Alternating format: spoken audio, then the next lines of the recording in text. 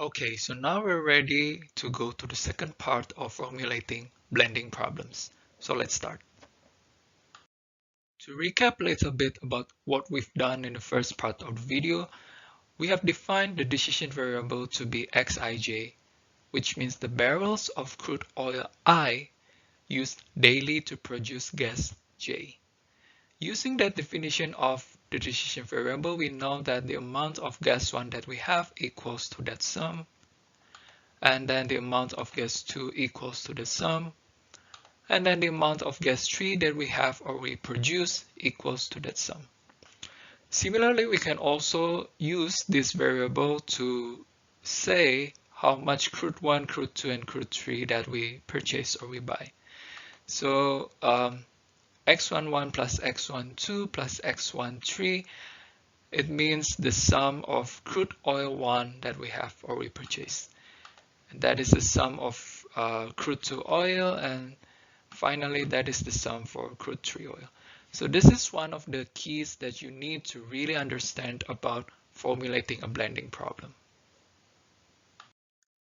We have also looking at all the informations related to dollars or money to define the objective function, which is maximize the profit.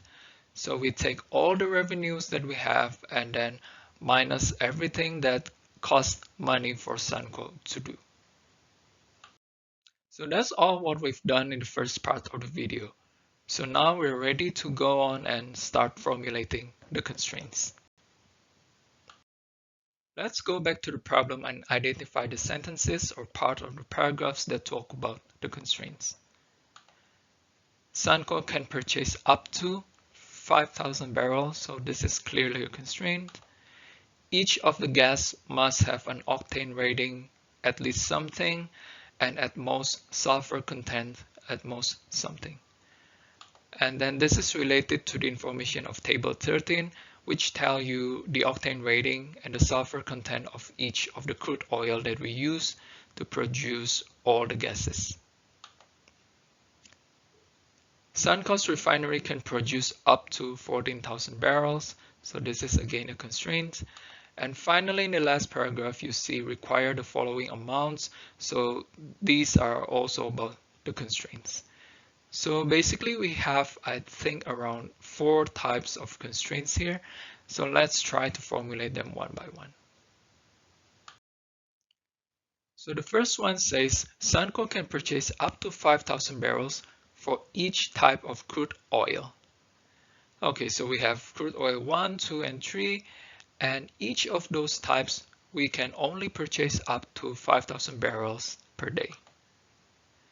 So that is our decision variables, Xij.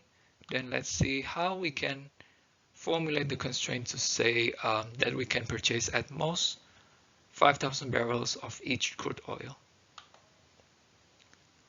So remember that the amount of crude oil 1 that we have or we purchase, we can define it using all the x's whose indices start with 1. So x11 plus x12 plus x13. This is the amount of crude oil 1 that we purchase. It must be less than or equal to 5,000. How do we know that all the x's that start with the index 1 talks about crude 1? Well, you can see from the definition of our Xij, barrels of crude oil I. So if the first index is 1, then it means it talks about crude oil 1. As I said before, even though we have a lot of constraints here, once you know how you can formulate for one type of crude oil, you can do a very similar thing for crude oil 2 and 3. So for crude oil 2, you just take the sum for all the x's that the index starts with 2, x21, x22, x23, less than or equals to 5,000. And then for crude oil 3, you take all the x's whose indices start with 3. So we have formulated the constraint that satisfy this sentence. And the next constraint is about each type of gas should have a particular octane rating. For example, gas 1 must have an average octane rating at least 10. And then to formulate the octane rating of the gas, we need to know what are the octane ratings for each of the crude oil, right? Because we mix all this crude oil to create gas 1, and then each of this crude oil has their own octane rating. We must make sure that the average of our mixture to create gas 1 must be at least 10. Now you can use this inequality to express that constraint. So on the right hand side you say that the average octane rating must be greater than or equal to 10. And then on the left hand side here you see that 12 is the octane rating from crude oil 1 that is used to produce gas 1. And then 6 is the octane rating of crude oil 2 that you use to produce gas 1. Finally, 8 is the octane rating of gas 3 that you use to produce gas 1. Remember that you should divide this with the total amount of gas 1 that you have. And then you know again that for obtaining the sum of gas 1 that you have, you just take the sum of all the x's whose indices ends with 1. So x1, 1, x2, 1, and then x3, 1. So the sum of this says this is the total amount of gas 1 that you have.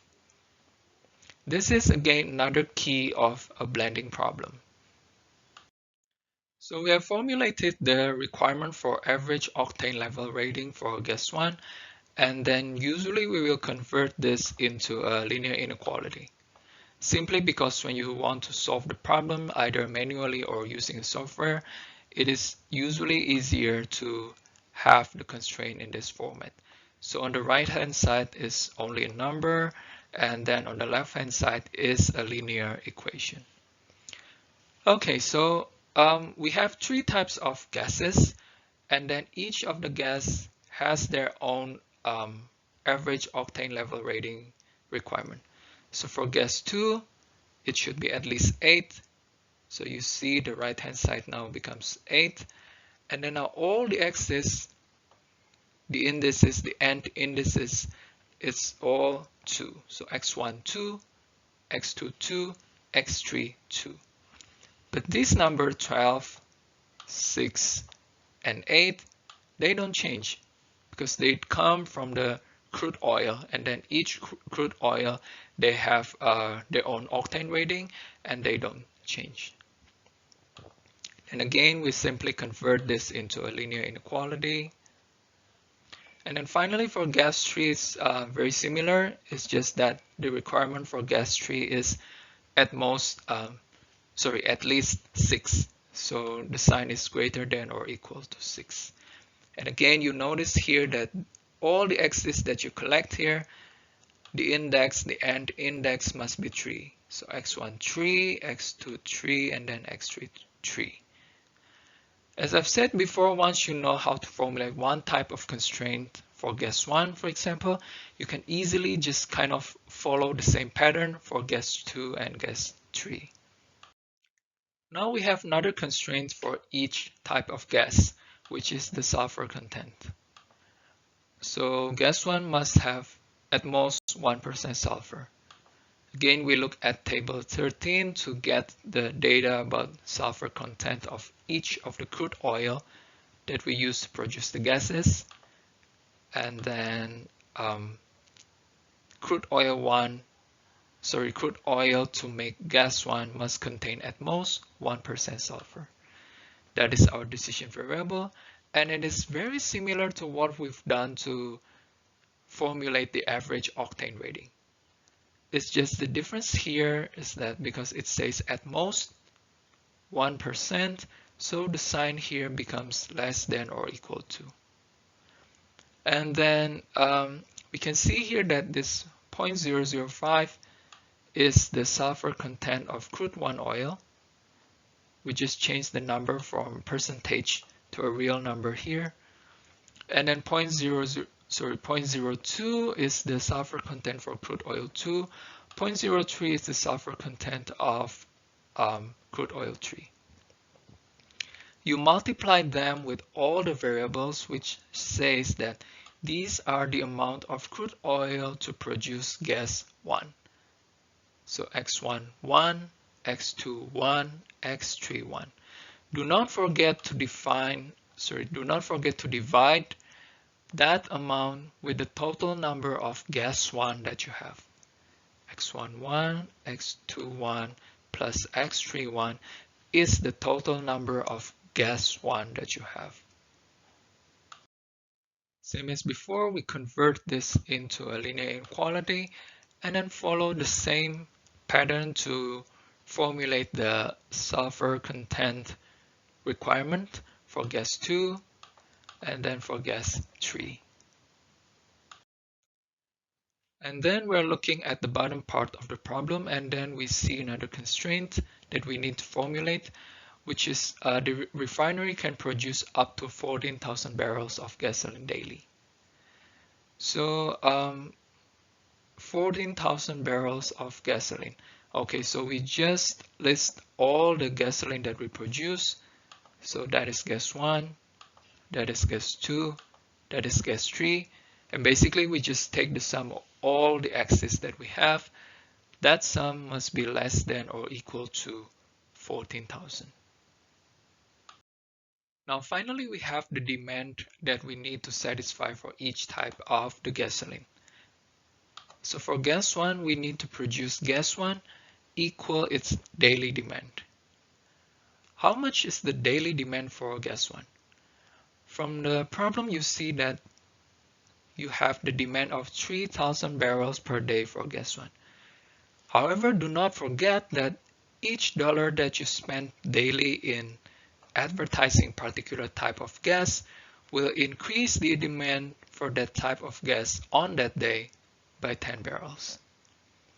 So we can say that the demand for gas 1 equals 3,000 that we have here, plus 10 barrel times the dollar that we spend for advertising gas 1. So to explain why we have plus 10A1 here, because the problem says that for each dollar that you spend for advertising, which is A1, you will get an additional demand of 10 barrels. Okay, so that explains the right-hand side. And then the left-hand side here, simply the amount of gas 1 that you produce daily. So X1 1, X2 1, X3 1. Right, because Xij means the crude oil I that you use to produce gas J. We move all the variables to the left-hand side and leave the number on the right-hand side. So now it looks like this. For gas 2, we should produce gas 2 equal its daily demand. So again, it's the same. We have this term 10A2, because for each dollar that we pay to advertise gas 2, we will get an additional demand of 10 barrels per day. Same thing for gas 3. We have an additional demand of 10 barrels for each dollar we spend in advertising gas 3. Finally, you need to write down the sign restrictions to complete the formulation. Xij must be greater than or equals to 0 for all i's and all j's, because you cannot have negative amount of oil I to produce gas J. And then for the variables ai, it also must be greater than or equals to 0 for all gas I. There's a little bit inconsistency here, but I hope you're not confused. For variable x, I means the crude oil I. For variable a, I here means the gas I. So that's the end of the videos for the second week. I hope you get all the ideas behind different problems of optimization that we've formulated so far. So see you on the third week. Thank you.